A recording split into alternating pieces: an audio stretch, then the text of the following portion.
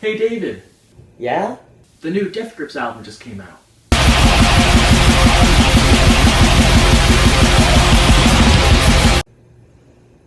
What's up guys, it's David, and today I'm reviewing the new album from Death Grips, Bottomless Pit. Death Grips are a noisy, aggressive, kick-ass experimental hip-hop group from Sacramento, consisting of vocalist and frontman Stephen Burnett, aka MC Ride, drummer and producer Zach Hill, and producer Andy Morin.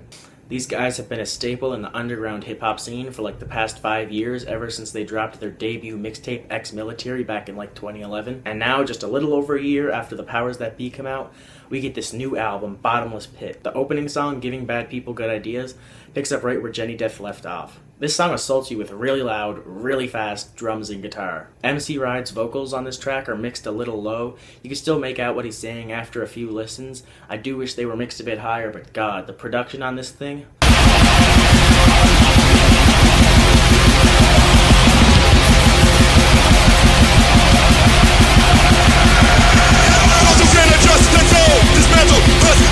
I mean, ugh. After this is Hothead. This was like the single from this album released a couple months ago. This song opens with some choppy vocal samples and some off-kilter drumming, and a really bonkers chorus. This is already super loud and bombastic, but then the band's kind of just like, you know what, we can make this louder. And then these guitars kind of explode in, and MC Ride just like raises his voice level, and it's like, oh my god. MC Ride is probably the hardest rapper ever to decipher, like even more than like Milo or Aesop Rock. So when I'm talking about what one of these songs is about, I have no idea what I'm talking about. It's just a guess. But I'm pretty sure this song is basically talking about how fucking insane he is. On this album, there are some crazy sounds. Like, I don't even know what's going on sometimes. Like on the song Spikes, I can't tell what here is a synthesizer or what's a guitar. I mean, it's just fucking bonkers. The song Warping has these, warping synthesizers that are kind of just going like up and down and up and down. And this paired with like the slow drumming from Zach Hill and MC Ride, he has like sort of a slow flow on this, and he's stressing certain syllables and words. It really makes the track have this feel of just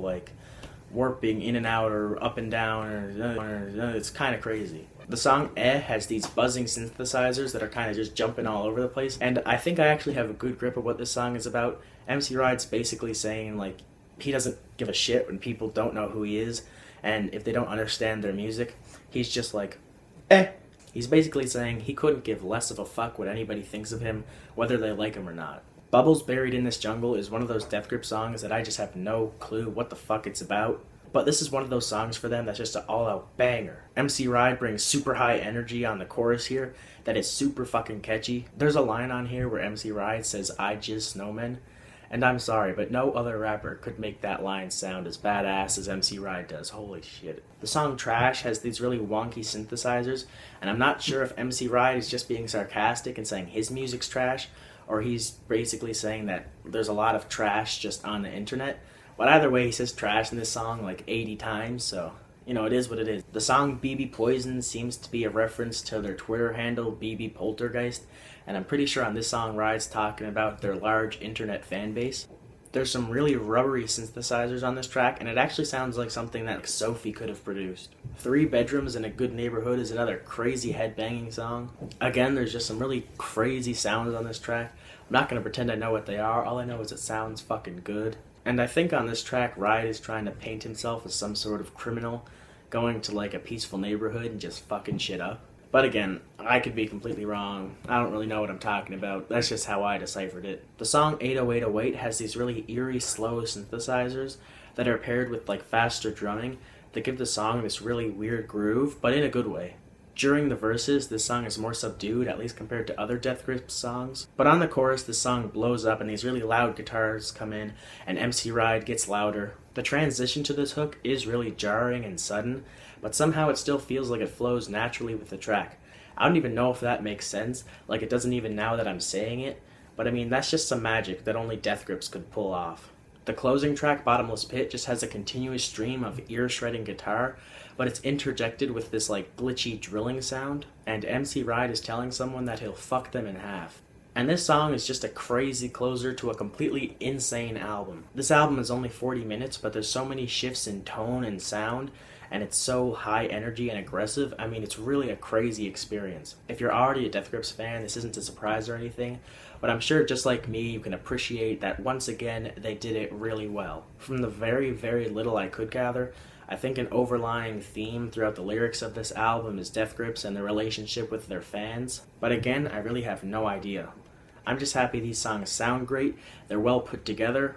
MC Ride brings a whole arsenal of off-kilter flows. Zach Hill's drumming was great, he switched up the style of it all over this album. Compared to last year's Powers That Be though, I'd give Powers That Be a slight edge, and that's just because of the lyrics. Because not only did I leave this album not really having too many lines or quotables that stuck in my head, aside from a few, but on the Powers That Be, Jenny Death especially, after listening to the songs like 10 or 20 times, you could see that that album had a tightly knit lyrical theme, MC Ride basically talking about his fucked up mental state, and him talking about his struggles with contemplating suicide. But this album is still really great. I give it a 4.5 out of 5. But what did you guys think of this album? Are you a huge Death Grips fan like me? And if so, did this live up to your expectations, or were you disappointed by it? And if you're one of those people who just hate Death Grips and can't get into them and think that their music is just a bunch of noise, but thanks for watching. I'll see you guys later.